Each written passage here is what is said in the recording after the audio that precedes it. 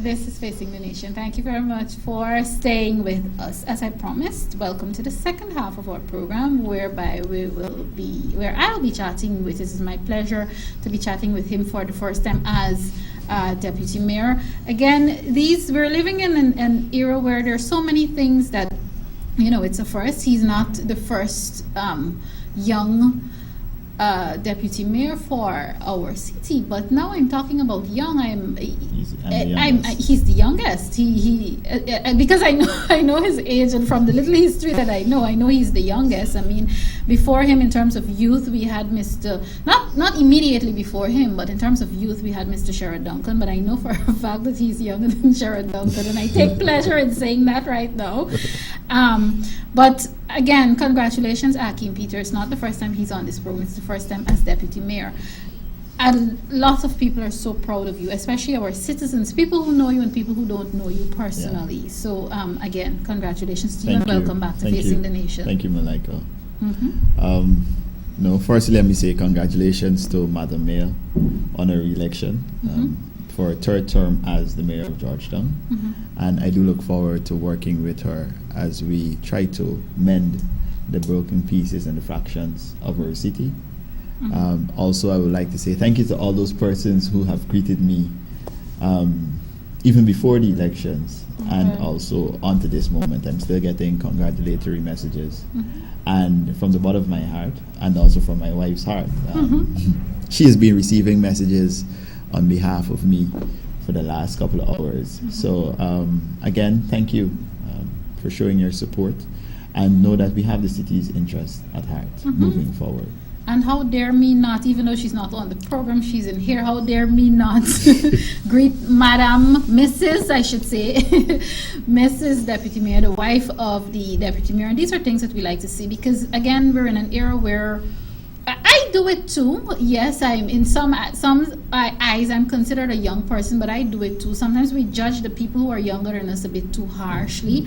But we like to see things like when a person is family oriented. So we say congratulations to both of you, and I for a fact I'm going to toot women's horns now. You can't possibly do it without her, so congratulations to both of you.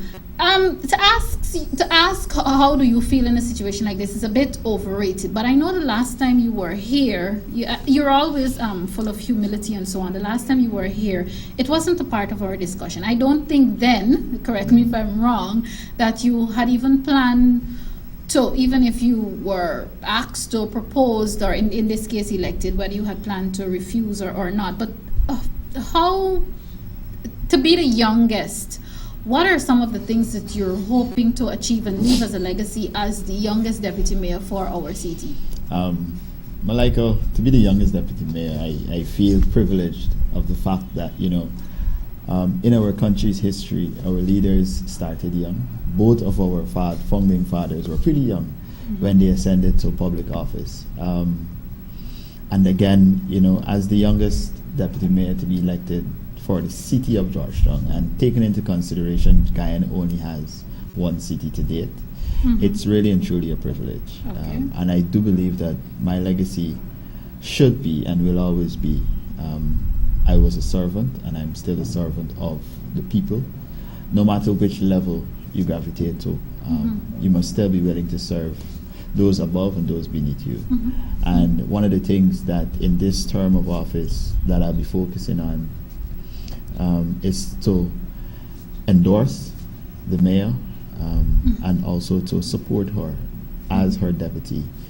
And I know for a fact that, in times past, the office of the mayor should be respected at all times. And it should always be that is the mayor of the city of Georgetown, and not necessarily because I have the mayor's title in mind. It means that when she is there, she is the authority, and respect. And I grew up hearing, give respect and you will get it. And that is a fundamental principle of mine. So I intend to respect Madam Mayor, and I hope the rest of Georgetown and the citizens would do the same. Exactly. So I guess that is my legacy, and I hope those who come after me will have the similar understanding that these public positions, and even privately, the basis of it is to be a servant. Okay, all right. Some might say it's too soon to be talking about legacy because you're now actually beginning the journey. I want to talk about your constituency. How is this, or I should say, I should ask, is it in any way going to affect or interfere with the work that you're doing with your Sophia constituency? No, I think more than likely it will increase my influence within the constituency. Without them, I could not have been who I am today when it comes to local politics. And I do look forward to working with Constituency 5, all of the communities. We have known from day one when I came in, or even before I was elected councillor, that Constituency 5 is the largest constituency within Big the city of responsibility. Georgetown. Yeah, so from the onset, it was a big responsibility that I took head on. But now, as deputy mayor, it gives pride to the citizens and to the residents Yes. of Sophia, of the Sophia communities especially. Because one of the things, Malika, I always grew up hearing, and we talked about this the last time, is that, you know, persons often say certain characters come out of Yes. Sophia. So it is a privilege again to be from Sophia, from the area which was once branded as the cesspool of thieves and all of the negative characters. And I'm privileged again to be a positive example of the young people in that community and to show them that, you know, you can conquer the world if you're humble enough and if you're willing to be guided enough. And if you're willing to be smart also. Yeah. Yes. Yeah. Viewers, we're not taking calls. I know the numbers are, as usual, the number is up on the screen. The numbers are up on the screen, and I see the phone lighting up already. I know you would want to call and congratulate him, but remember, he's still soaking it in, and the people who are close to him, the goal is to nurture him and ensure that he goes step by step. So as deputy mayor, the last time he was here, he did take your calls, but as deputy mayor, it's not that he's too great to take calls, but he's not going to take your calls. You have to let it soak in, and also remember too, he's a part of a team and he's taking guidance and working along with the mayor. So we're definitely not going to open the phone lines today. Those of you, you can congratulate him on social media, and I know some of you who follow me, you can also use what is there about Akeem ascending to this office. You can also use that to put your congratulations out there.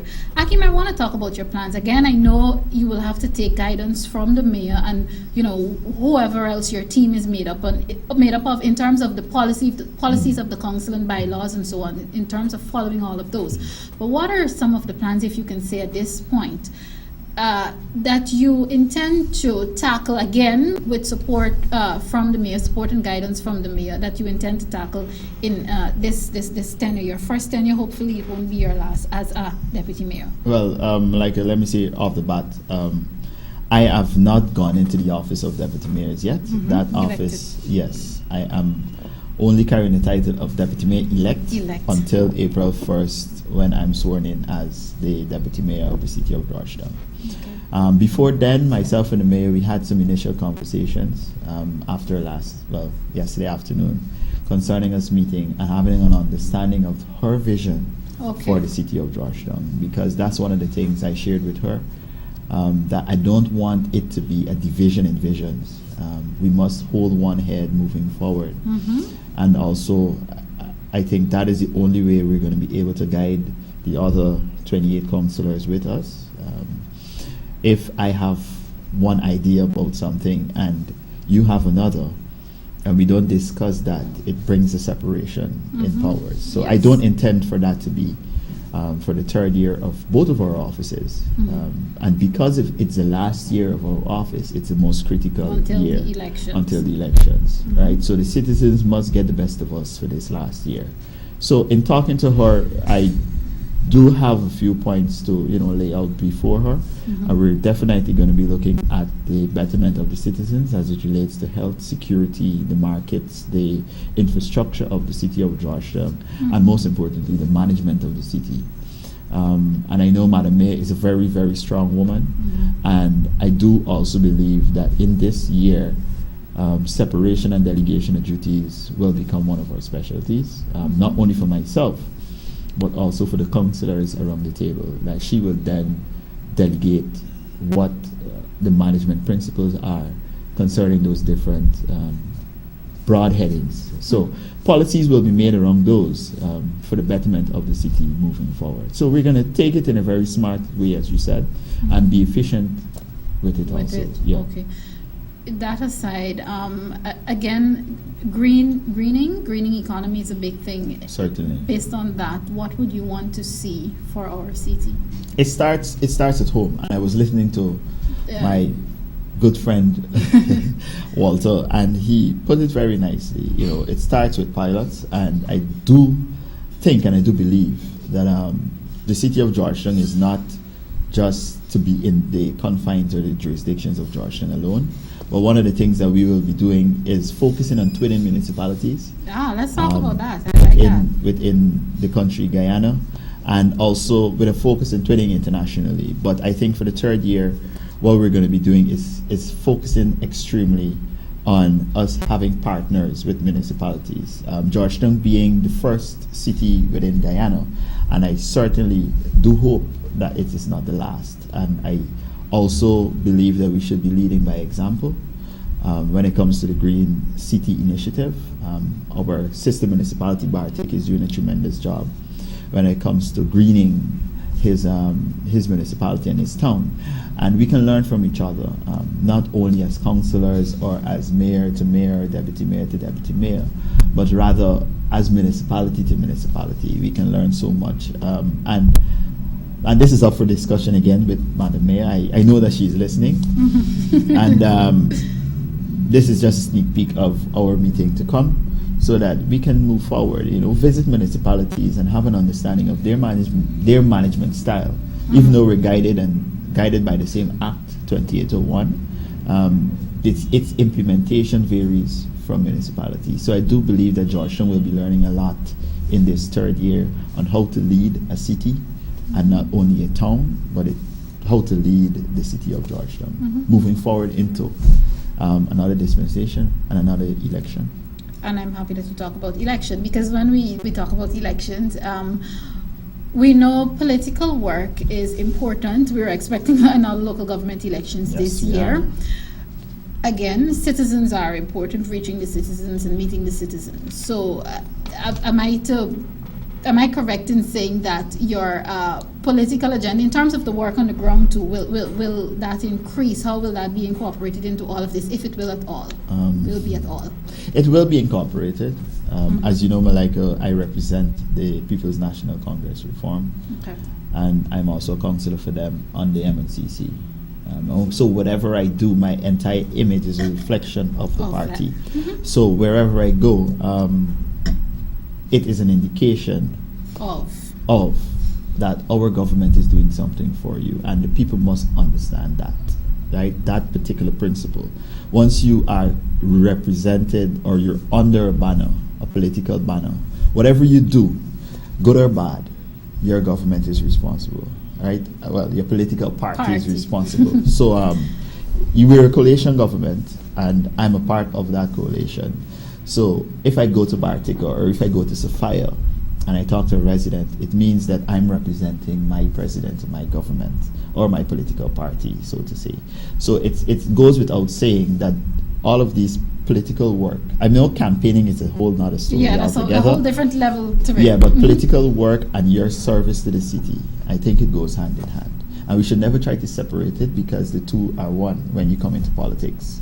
So politics becomes your life, and your life becomes politics. All right. Viewers, I'm still all for letting him soak it up. So we're not going to put too much on him today. But even before I let you go from this conversation, I'd like to give you an opportunity to say to the public anything that you felt that I would have left out, or that you need to say, or the public needs to hear from you at this time. And again, viewers, I tend to get overexcited, and yes, he is a deputy mayor elect, but I don't see anything that will be keeping him from taking that office up. But just keep in mind he is deputy mayor elect. He has not yet been sworn in. But anything that you think that the public should know or hear from you at this point in the period, again, while you're still soaking it up, taking guidance from your leaders, and as deputy mayor elect. I just have one thing to say, because I know, or I hope, that I'll be invited on your program again. Yes, you will. When I'm sworn in. But one thing I would like to say is for the residents themselves to have trust in their leaders that you've elected. Give us the opportunity to transform the city of Georgetown. I know Walter also talked about how Georgetown was in the past, and I appreciate what Georgetown was. But Malika, I do believe in this time and in this season, Georgetown can be better than what it was. Taking into consideration all that we have at our disposal, especially our human resource and the youth that comes with it. I just want to reiterate what I said at the statutory, and I told the mayor that where she cannot see, it is my obligation to see it. So that is exactly how we're going to be leading. Not divided or decisive, but yes, we've had enough not of divided, that. We've had but enough of that. we're moving forward together and united. Okay. So Georgetown can see what it means to be a city council and have respect for the offices of councillor, of the office of a deputy mayor, and most importantly, the offices of a mayor. Well said, perfectly put, and I'm happy that you used the word respect. Sometimes some of us forget how important that is. I think we've reached a stage where sometimes we even forget how to be respectful. You know. But not cutting you, but I don't think it's that we forget how to respect the office. Really? I think we choose not to. We choose not to because of who occupies the office, and I think as a people we need to go away from that culture. Because when we go into other jurisdictions and we hear the mayor is there, we no matter who occupies the seat, we have great respect for even the title. Yes. So I think that is the kind of not only pride for city we need, but pride for public positions and pride for office that we need. That person should carry themselves in a way, and it's not only one side accountability. I am also accountable to the citizens, and I do believe that Madam Mayor is also knows that she's accountable to the citizens of Georgetown. So it's a two-way street. But notwithstanding, I do hope and I do trust in the people of Georgetown to have respect for the offices of the city, and also trust us to lead you correctly. Okay, all right, great. Well said. Viewers, if you're now joining, I should say, if you're now joining the conversation, unfortunately, you've missed a good one. My conversation would have been with Mr. Akeem Peter. He is the Deputy Mayor of the getting title because I'm still excited for him, but he is the Deputy Mayor Elect. He was elected yesterday, not yet sworn in, but you'll hear all about it again when he's sworn in. We may not have him back immediately, but give him some time to get himself together and do the real work, because from here on out it is work. So once again, congratulations to you. Thank you very much. Viewers, we'll take a quick break. On the other side of the break, if you're now joining again, you'll be able to get the conversation not until on Monday though, both on Facebook and on my YouTube channel. So we'll take a quick break. On the other side, it will be time to wrap today's program. Stay tuned.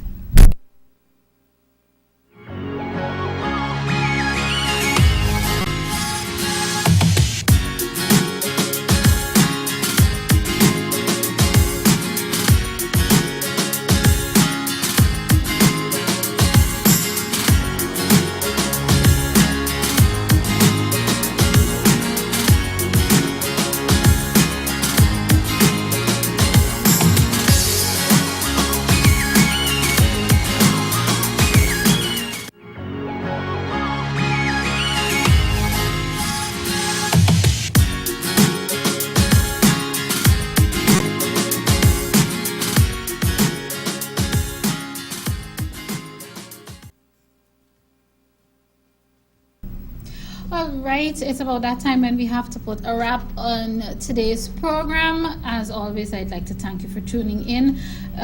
Next week, just a couple of things. Next week, we are, again, let me apologize for not having the folks to talk about Earth Hour.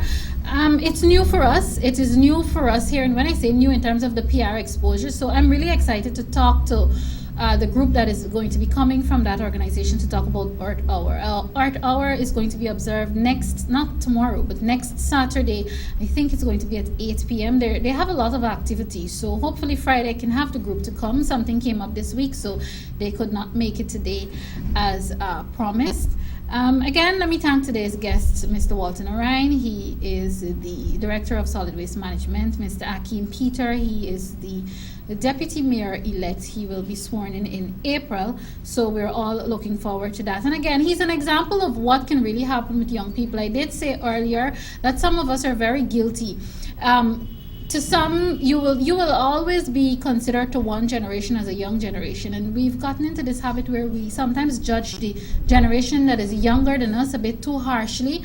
But Akeem is an example of what young people really can do if they stay focused, put their mind to it. And again, he reminded you how important it is to respect. Have respect for yourself, and that's the thing. It first begins with having respect for yourself, because if you conduct yourself in a certain manner, you'll realize soon enough that no one, whether they know you personally or not, they wouldn't have respect for you. So you have to have respect for yourself in order to grow and to respect our agencies, our leaders. I am the first to admit that sometimes we seldom agree with our leaders, the choices that they make. We don't necessarily think that those choices are always in our best interest, but at the end of the day, you have an obligation to, if not respect the person, at least respect the offices. There is a time for everything. There is a time to speak. There is a time to fight. And honestly and truly, there is a time to actually do nothing. So those are just some of the little lessons that we learned from both conversations, both from Walter Narine and from Akeem Peter. Unfortunately, that's all the time I have with you this week. Thanks, as usual, for joining us. Those who missed the program, it will be uploaded to YouTube and to Facebook on Monday. Until next time, I am Malika Ramsey. Be good Guyanese citizens. Take care of yourselves and take care of each other. This has been Facing the Nation.